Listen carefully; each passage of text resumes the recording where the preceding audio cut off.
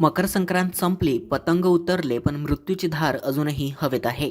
नागपूरमध्ये आजही नायलॉन मांजाची दहशत कायम आहे. बंदी आहे, कारवाया झाल्याचं सांगितलं जातं. मग तरीही हा मांजा कुठून येतो, कोण विकतोय आणि कोण डोळेझाक करतोय हा प्रश्न निर्माण होत आहे. नागपूरमध्ये पुन्हा एकदा नायलॉन मांजामुळे जीवघेणा अपघात घडला आहे. यावेळी बळी ठरलेत अग्निशमन विभागाचे जवान.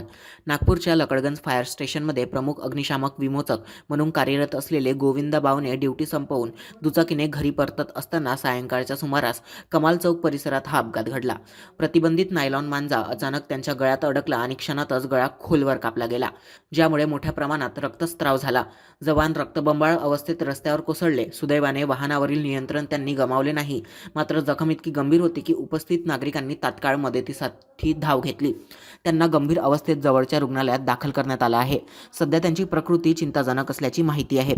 एकीकडे नायलॉन मांजावर पूर्णबंदी असतानाही संक्रांत संपल्यानंतरही नागपुरात नायलॉन मांजाचा सर्रास वापर आणि विक्री सुरू आहे.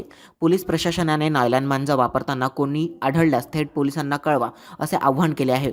मात्र प्रश्न असा आहे की जर एवढ्या मोठ्या प्रमाणात अपघात घडत असतील तर संक्रांत संपल्यानंतरही अवैध विक्री सुरू असेल तर याला जबाबदार कोण? फक्त आवाहन करून चालणार आहे का? पोलीस नेमकं करतायत तरी काय? संक्रांती दरम्यान पोलीस आयुक्त रवींद्र सिंगल यांच्या नेतृत्वाखाली मोठ्या प्रमाणात कारवाई करण्यात आली. नायलॉन मांजाही जप्त करण्यात आला.